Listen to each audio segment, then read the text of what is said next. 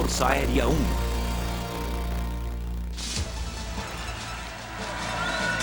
When people come to Washington, D.C., they go to see the White House because it's a symbol of the presidency, and it's a symbol of his authority.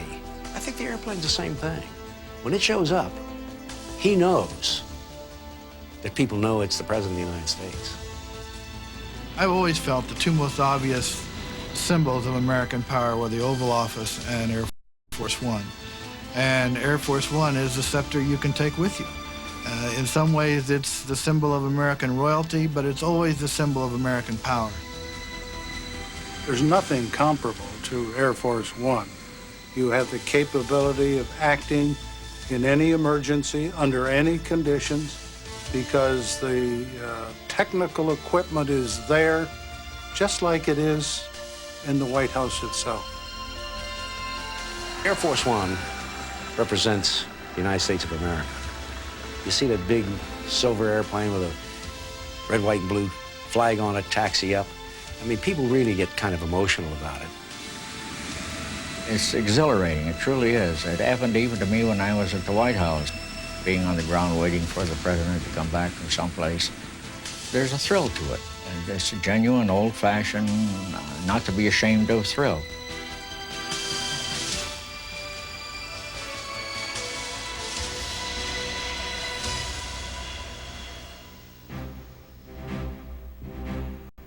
Durante os primeiros 117 anos da presidência, o chefe do executivo não se deslocava muito.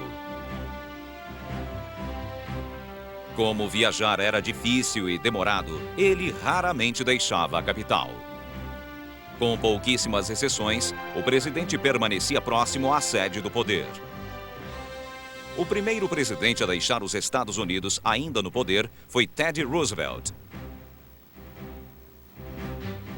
Em 1906, o 26º presidente foi de navio à América Central para inspecionar o Canal do Panamá. Roosevelt entrou para a história mais uma vez 19 meses depois de deixar o poder. Em 11 de outubro de 1910, em uma demonstração aérea em Missouri, o ex-presidente deu um passeio com o piloto de acrobacias Ark Roxey no biplano Wright tipo B.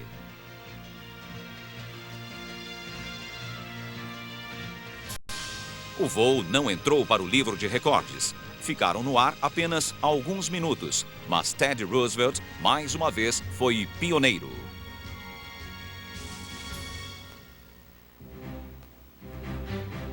"33 anos depois, Franklin Roosevelt foi o primeiro presidente a voar ainda no poder.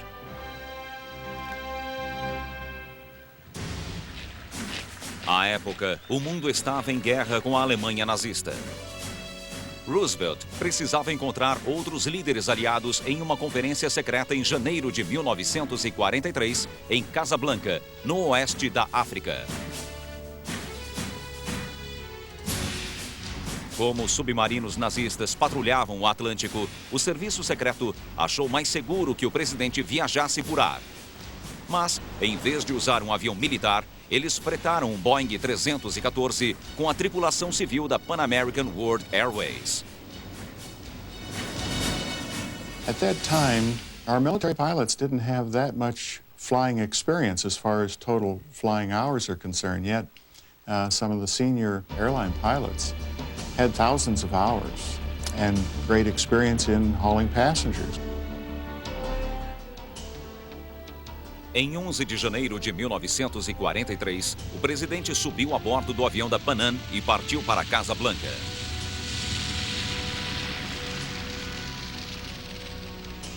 Após 2 escalas para abastecer, o hidroplano pousou na costa norte da África.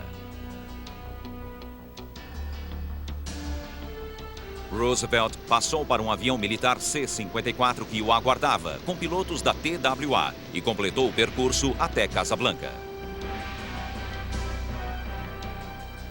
Após a conferência de 10 dias, Roosevelt retornou ao hidroplano e voltou para os Estados Unidos.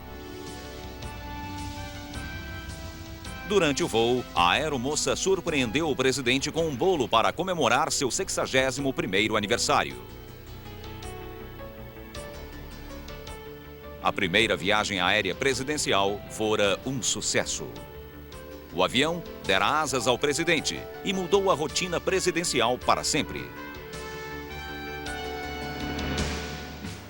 A viagem também originou a ideia de que um avião militar deveria ser preparado e reservado apenas para o presidente. A Força Aérea do Exército escolheu um Liberator Express C-87, a versão para transporte do B-24. Foi o primeiro avião presidencial oficialmente reconhecido.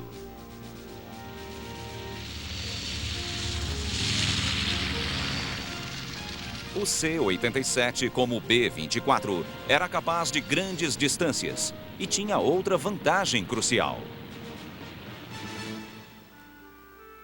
Aos 30 e poucos anos, Franklin Roosevelt teve poliomielite e passou a depender de uma cadeira de rodas. A porta baixa do C-87 facilitava que os agentes secretos levassem o presidente para dentro do avião. Essas raras fotos coloridas revelam o interior do avião. 4 compartimentos personalizados podiam se converter em quartos de dormir. Também havia um closet, 2 banheiros e uma cozinha com fogão elétrico. Em junho de 1943, o C-87 do presidente entrou para a esquadrilha VIP do Comando de Transportes Aéreos, com base no aeroporto de Washington. O comando escolheu como piloto o Major Hank Myers. Ele tinha como copiloto o Tenente Elmer Smith.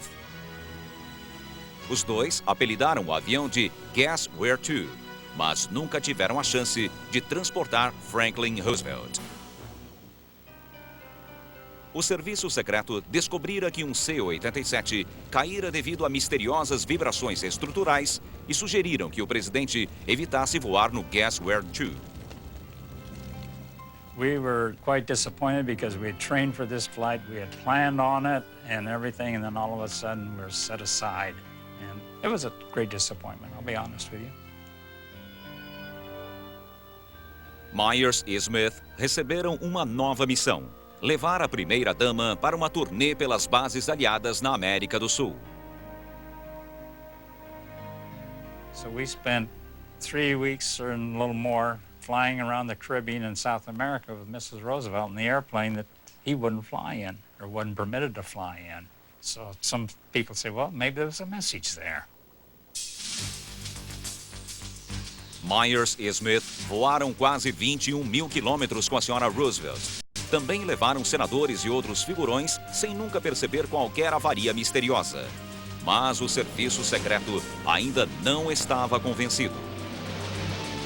No verão de 1944, a Força Aérea buscou um avião melhor para transportar o presidente. E o Guess Where To fez seu último voo até um ferro velho em Arkansas.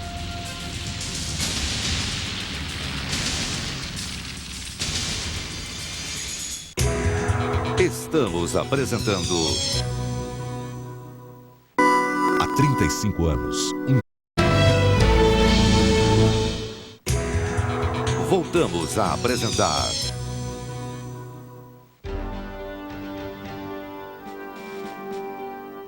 O Comando de Transportes Aéreos decidiu que uma versão personalizada do C-54 Skymaster seria um substituto adequado para o Guess Where To e satisfaria o serviço secreto. A companhia aérea Douglas, situada em Santa Mônica, Califórnia, equipou um C-54 com todos os aparatos dignos de um presidente. Uma grande mesa com uma ampla cadeira de couro. Um sofá que virava cama ao toque de um botão. E até rádio-telefone.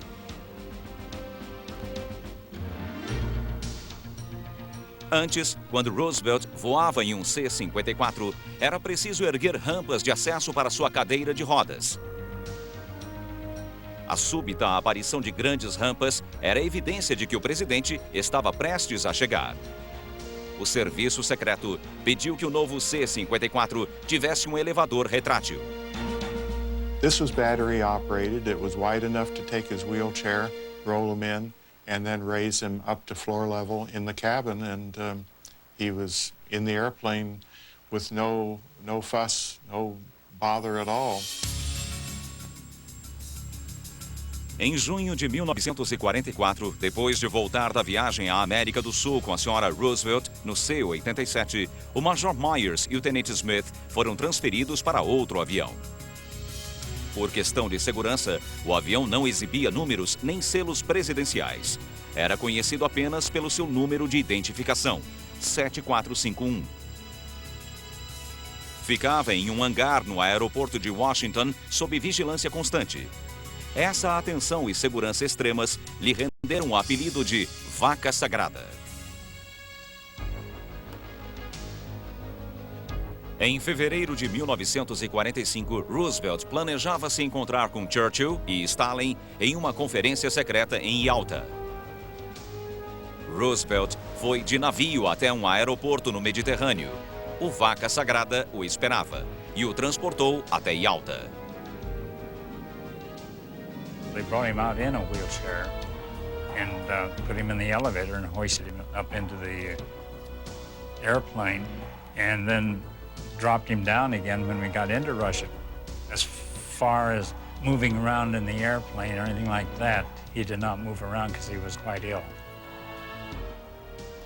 O percurso até Yalta foi a única viagem de Roosevelt a bordo do Vaca Sagrada. 2 meses depois, em 12 de abril de 1945, ele faleceu. Mesmo não sendo fã de aviões, Franklin Roosevelt inaugurou a era dos voos presidenciais. Harry Truman herdou o Vaca Sagrada do antecessor. Ao contrário de Roosevelt, ele adorava voar e manteve Hank Myers e Elmer Smith muito ocupados. He enjoyed coming up in the cockpit and either taking my seat or the other pilot's seat and sitting there for an hour or so and just looking out the window and chatting with us about any little thing and not having people bother him or anything to think about, just being friendly. Em 1947, a companhia aérea Douglas produziu o ultramoderno DC-6. Vinha com hélices reversíveis, cabine pressurizada que dava mais conforto aos passageiros e o mais avançado instrumento aéreo, o radar. A Força Aérea comprou esse avião de última geração para substituir o Vaca Sagrada. Rather than allowing the press to name the airplane, the Office of the Presidential Pilot felt we'd better have a jump start and put our own name on the airplane. They selected the name Independence. This was not only the hometown of Truman, but it also had a national flavor to it. A pintura estilizada, considerada extravagante para o orçamento enxuto do governo, foi presente da companhia Douglas. No Independence, oficialmente um C-118, a viagem do presidente ficou mais confortável. Havia uma cabine presidencial maior, que se tornava um quarto mais espaçoso. A cabine tinha lugar para mais 25 passageiros. E a cozinha, totalmente equipada, podia alimentar todos a bordo. Mesmo com o mais moderno avião e anos de experiência, os tripulantes ainda sofriam a pressão de transportar o maior líder mundial. Senators and secretaries would come down and get the crew aside. Now, you boys be careful because you got the president on board and he's the only one we have. Well, we look at it differently. He's lucky to be flying with us because we like life and we're going to come home, boy. I believe it. I'm not going to do anything stupid up there. Myers e Smith transportaram Truman tantas vezes que seus macetes se tornaram procedimentos padrão. De fato, eles criaram as normas para a viagem de pessoas importantes. We always padded our flight plan with 10 or 15 minutes extra just in case we ran into winds or some unforecast thing.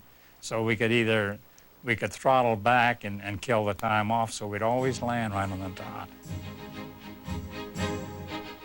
Em outubro de 1950, Truman viajou para Wake, uma pequena ilha no Pacífico Sul, para discutir o avanço da Guerra da Coreia com o general Douglas MacArthur. Foi uma viagem breve, mas memorável. Marcou o conflito entre Truman e o general e, com 11 mil quilômetros, foi o maior percurso aéreo do presidente. Durante os agitados 7 anos do governo Truman, o avião presidencial tornou-se uma extensão da Sala Oval.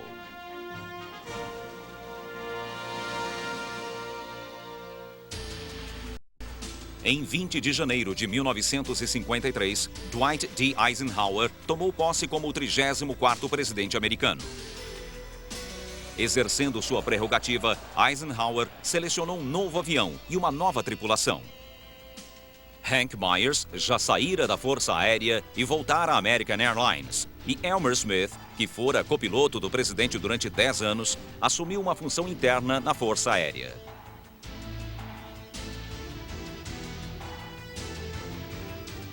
O novo presidente preferiu o elegante Lockheed Constellation, ou C-121 no jargão militar. Eisenhower escolheu um Constellation da Esquadrilha VIP de Washington, número de registro 8610. Chamou-o de Columbine, a flor do estado natal de sua mulher, Colorado. O procedimento padrão da Força Aérea era designar aviões pelos seus números de registro. Em 1953, isso levou a uma perigosa confusão durante uma transmissão de rádio entre o avião presidencial, um voo da Eastern Airlines e o Centro de Controle do Tráfego Aéreo de Richmond. O copiloto de Eisenhower, o coronel Bill Thomas, participou dessa conversa. I called in saying Air Force 8610, Richmond, 12,000 feet. And the center came back and said, Roger, 610, report at 15. And about 2 or 3 seconds later, another voice came on and said, Center, did you call Eastern 610? And the center came back and said, no, I was working an Air Force airplane. A confusão entre o voo 610 da Eastern e o Força Aérea 610 causou preocupação. So they came up with the idea that any airplane that the president was in would henceforth be designated as Air Force One. Não importava o número de registro ou apelido. Desde que o presidente entrasse no avião até que desembarcasse, o avião seria chamado pelo rádio de Força Aérea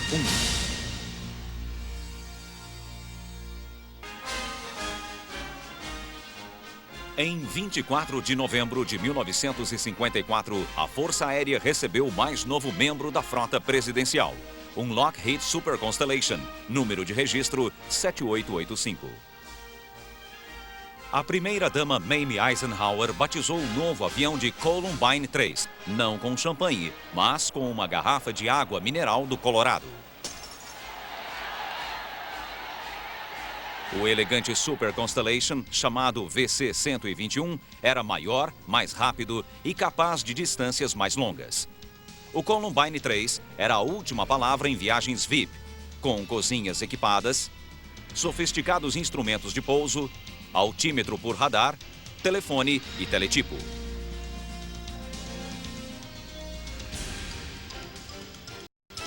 O presidente Eisenhower também era piloto e adorava voar.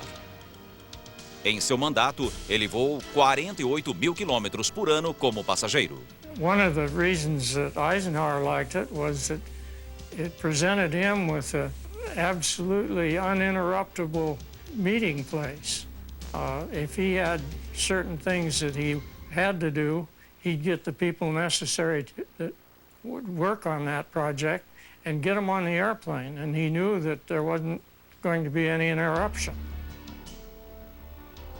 Eisenhower sabia que o Força Aérea 1 era um instrumento valioso no tempo da Guerra Fria. He came into the office having been a world traveler. He knew the value of face-to-face confrontation when problems came up.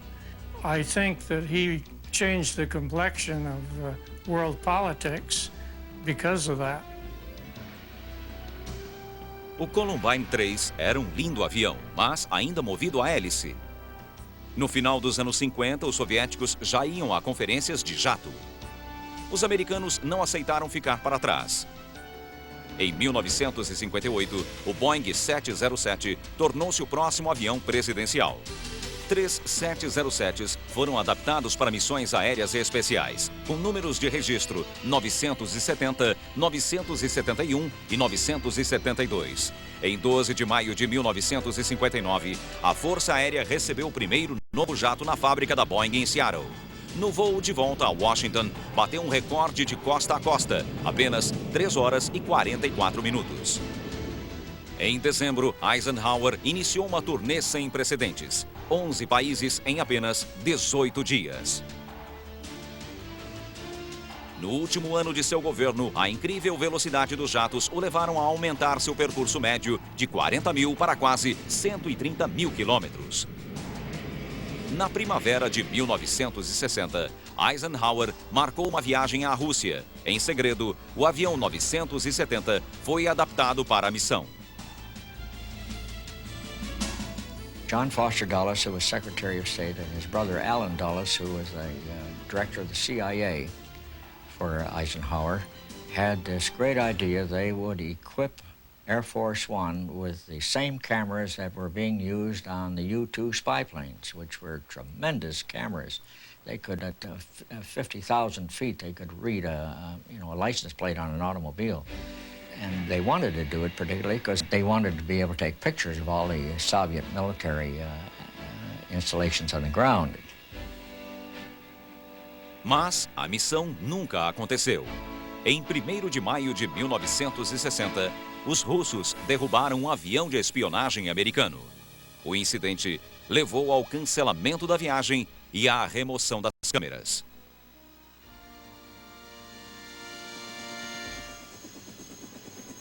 Quando John Kennedy assumiu o poder, as viagens presidenciais eram feitas nos 3 jatos, sendo que o 970 era a aeronave principal.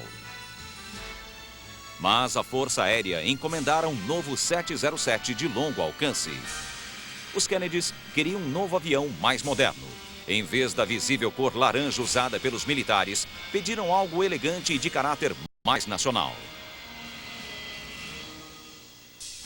O famoso designer industrial Raymond Loewy reprojetou o exterior. O resultado foi a característica pintura que permanece até hoje. O novo 707 era magnífico. O primeiro jato projetado especialmente para o presidente. Alcançava quase 1.000 quilômetros por hora e voava sem parar por mais de 11.000 quilômetros, 4.000 a mais do que o antigo 707. O jato tinha acomodações luxuosas, uma espaçosa cabine com leitos para o presidente e a primeira-dama, poltronas de primeira classe para mais 50 passageiros e um sistema de comunicações que permitia ao presidente telefonar para qualquer lugar do mundo. E na cozinha, as refeições eram preparadas como nos melhores restaurantes. Mas, quando o avião 26000 foi entregue, faltava um elemento, o selo presidencial. O coronel James Swindall, piloto da Força Aérea 1, sugeriu uma modificação. We went back through the Air Force and the White House to suggest a seal be put on it, because we wanted to reserve that airplane for the president as much as possible. And with that seal on it, either the president had to approve who used it or he had to use it. O novo avião surgiu como um símbolo americano que refletia a imagem do jovem presidente da nação.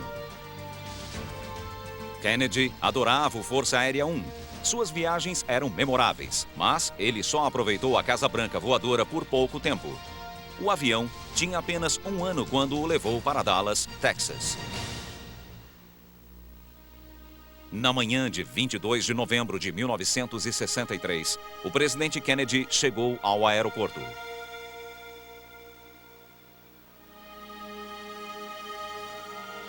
Os terríveis fatos que se seguiram chamaram a atenção mundial para Dallas e para o Força Aérea 1. À 1 da tarde, o 35º presidente americano foi declarado morto. Temendo uma conspiração maior, o serviço secreto levou o vice, Lyndon Johnson, para a segurança do Força Aérea 1. I met him at the foot of the stairs and I addressed him as Mr. President because I knew at that time that President Kennedy had already passed away. And when he came on board, he asked us to close the window shades just in case somebody wanted to take a shot at him. Imediatamente, o corpo do presidente foi levado de volta a Washington.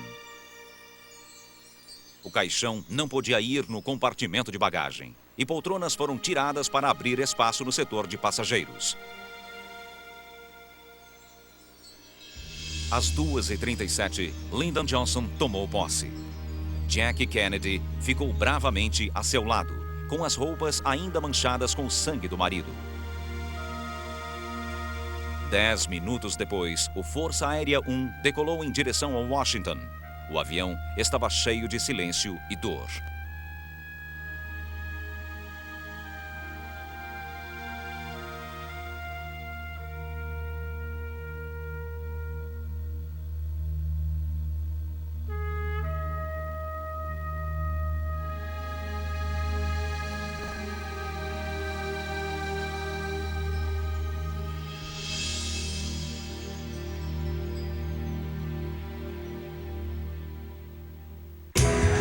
Estamos apresentando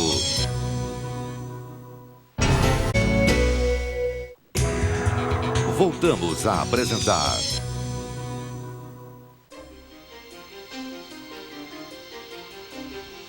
O avião 26000 nunca recebeu apelido e ficou conhecido como Força Aérea 1. Mas qualquer avião em que o presidente embarque recebe o prefixo de Força Aérea 1. Se voar em um avião da Marinha, será Marinha 1. Se for do Exército, Exército 1. Se o vice-presidente estiver a bordo, o prefixo será Força Aérea 2. Mas se a passageira for a primeira-dama ou outra personalidade, o avião será identificado pelo número de registro. Em 1972, outro Boeing 707 integrou a frota presidencial, idêntico ao 26000, de número 27000. Os dois aviões foram continuamente aperfeiçoados e atuaram como Força Aérea 1 até 1990. A cada novo governo, o avião assumiu um novo caráter, simbolizando a política e o estilo de cada presidente. The most spectacular there was Lyndon Johnson's throne room, as we called it. He had a special chair built that would raise up and down at a push of a button, so that he could be always at least at eye level or higher than eye level than anybody else seated in the compartment with him. Ele também instalou uma mesa que subia e descia eletronicamente e era usada como mesa de conferência, de café ou apenas para diminuir o interlocutor. President Johnson was a very gregarious human being, and when he talked, he wanted everybody to pay attention to him. So they then put in plexiglass bulkheads in the airplane. Now he could stand in the front of the airplane and look down through the whole tube and talk to everybody at the same time, which he liked to do. And as a matter of fact, he liked it so much that they used to have little microphones stashed away at places in the airplane so that if he says, hey, get me a microphone, the steward, all he had to do was reach up here in this compartment, pull it out and hand it to him, and he was on the public address system. He just wanted people to pay attention to him. Richard Nixon devolveu ao avião um estilo mais tradicional e reservado. Ficava em sua cabine sozinho ou com poucos conselheiros. Mas seu piloto, Coronel Albertizzi, diz que a tripulação precisava resolver seus problemas mecânicos. It was a kind of a joke among the stewards. How quickly were they going to get called to straighten up something that he had screwed up? You know, he couldn't get the seat right, or he couldn't turn on the radio, or he couldn't watch the television, or he didn't know how to work the telephone, or those kind of things. We called him mechanically disinclined. O período de Nixon a bordo do Força Aérea 1 é lembrado por suas viagens históricas à União Soviética e à China. e pela dramática transição de poder após sua renúncia em 1974. Foi em sua última viagem no avião que o vice-presidente Ford tomou posse em Washington. We now have a president who's going to leave Washington, D.C. and en route to California become the ex-president. So we had coordinated with the Federal Aviation Administration and the other ground support agencies. At the moment that the Vice President, Jerry Ford, would say, "I do," to the oath of office, we would change our call sign from Air Force One to SAM 27,000. And that's the way it happened. And it happened over Missouri. We were at 39,000 feet. Lee Simmons era comissário do Força Aérea 1. Esteve com Nixon logo após a transição de poder. I went into his compartment to say, "I'm very sorry that you're going to be leaving the presidency," and let him know how much I appreciate how much he has done for me. But before I could really console him, he was consoling me by telling me, you know, everything's going to be okay. You take care of your family and you hang in there and let life continue as it is, and don't let it get you down. Well, I walked out of there with my head down and with tears in my eyes because I was not prepared for that. I wanted to go in and say something comforting to him, and it turned out that he was trying to comfort me. No final do último voo, Nixon pediu uma foto com os tripulantes do Força Aérea 1.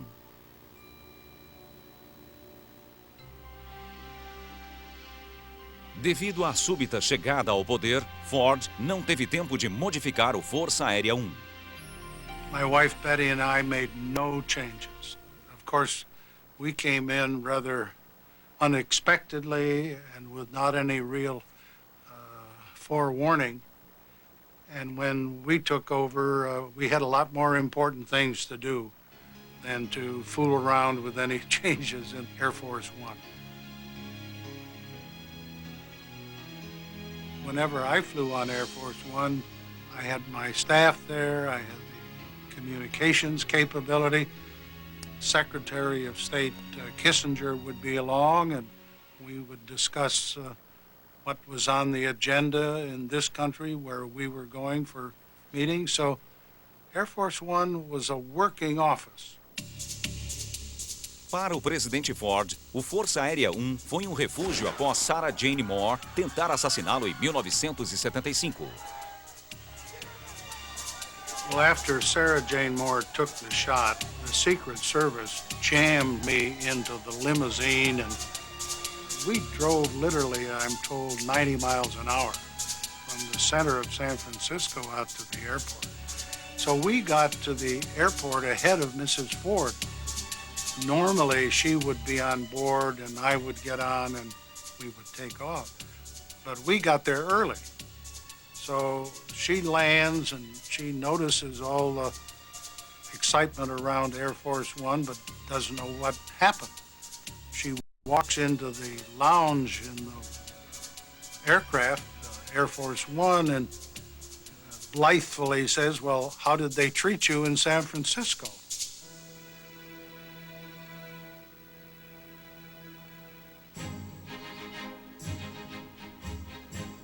O presidente Jimmy Carter queria que o Força Aérea 1 refletisse a linha de seu governo. Orçamento enxuto, programas de austeridade e não permitiu brindes a bordo. They were trying to get the message through that they weren't going to be an extravagant, overspending White House. A lot of things were cut throughout the administration, but as far as the airplane went, we did away with all the freebies, would not accept anything from the soft drink companies, cigarette companies, etc. And it's kind of bare bones. Ronald e Nancy Reagan devolveram alguns confortos ao avião, que mesmo assim continuou sendo um local de trabalho.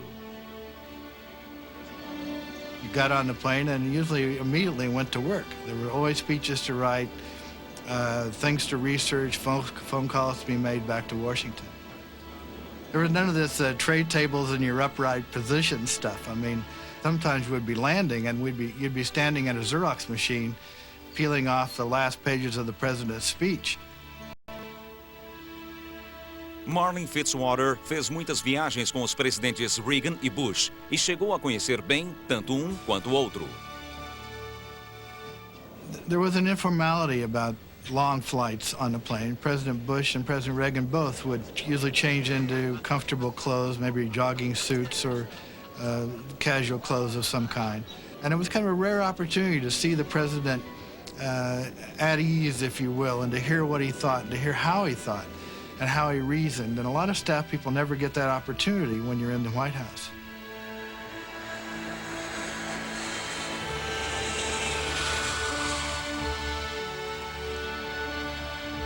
During the Cold War, we had several summit meetings in the Soviet Union or visits to China, other places where we knew that our rooms were bugged. We knew people were listening to us all the time.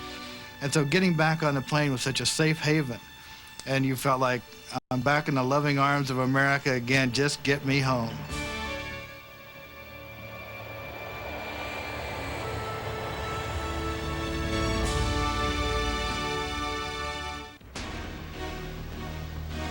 No final dos anos 80, o maior avião a usar o prefixo Força Aérea 1 foi montado nesta fábrica da Boeing em Everett, Washington.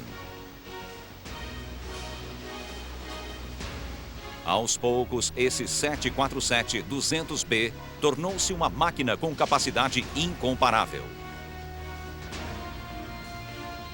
Parecia um jumbo comum, com 6 andares e 70 metros de comprimento, mas as semelhanças terminavam aí. O 747, número de registro 28000, saiu da fábrica com uma camada anticorrosiva e foi para o centro de adaptações da Boeing em Wichita, Kansas.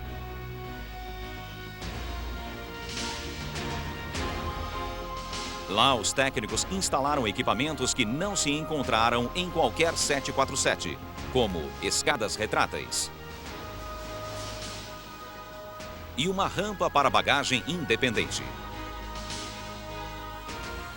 Marceneiros produziram cada móvel do interior.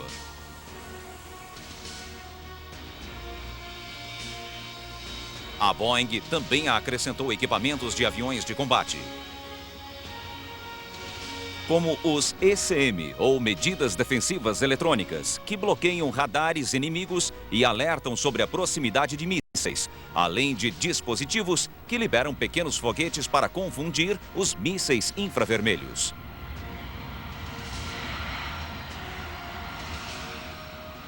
Na volta à fábrica da Boeing, os tripulantes usaram um dos recursos exclusivos do avião: o reabasteceram durante o voo.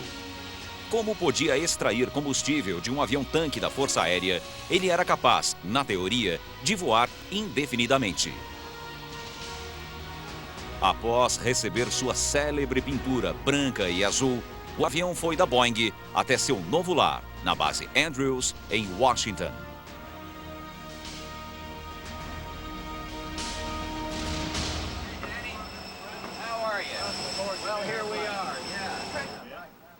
Em 6 de setembro de 1990, o presidente Bush fez sua primeira viagem no novo avião e o número 28000 tornou-se oficialmente o Força Aérea 1. Isn't this beautiful? See the hot tub? It was really magical because no one had ever seen a plane that big or that luxurious or outfitted the way Air Force One was. You couldn't be prepared for this conference room that was as big as the conference room in the White House, for the luxury of the seating, and for an aisle that went the full length of the plane, and you felt like you were flying in the Waldorf Astoria when you were flying on the plane. And that first flight, I remember just sitting there thinking, this can't be real. I mean, the plane is so big and constructed in such a way that you can walk around. There's a lot of interaction between people, and so you just lose that whole kind of sense of being cooped up someplace. It virtually eliminates jet lag. Com 370 metros quadrados, é o maior avião presidencial da história. Comporta 70 passageiros e 26 tripulantes. 2 cozinhas produzem até 100 refeições por vez. Os freezers acumulam alimentos para uma semana. Tem 85 telefones, 19 monitores de TV, 11 vídeos cassete e equipamento de comunicações via satélite.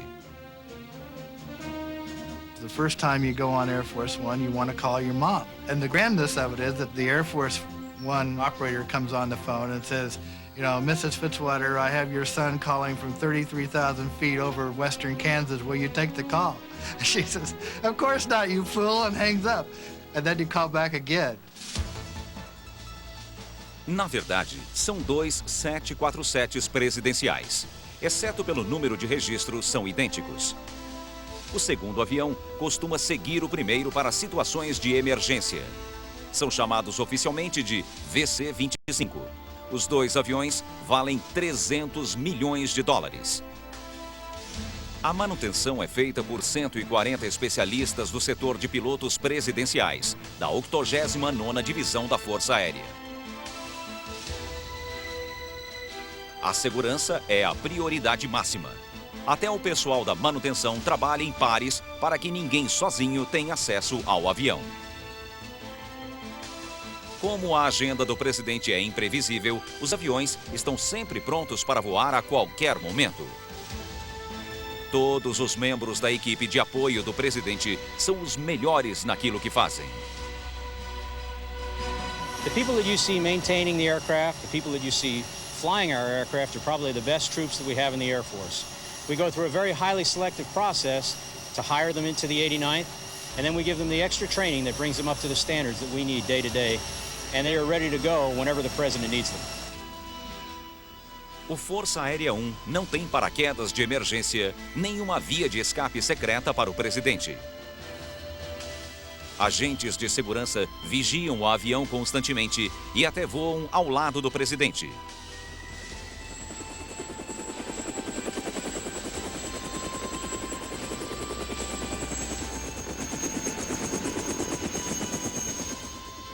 Quando o Força Aérea 1 viaja ao exterior, muitos países oferecem uma escolta de caças. Mas isso aumenta o risco de colisões com aviões estrangeiros e esse préstimo é gentilmente recusado. O que antes era uma parte arriscada e incomum da vida do presidente, tornou-se um aspecto da presidência seguro, necessário e até mesmo invejado. Há quase 50 anos, o Força Aérea 1 é o mais claro indicador da chegada do homem mais poderoso do mundo.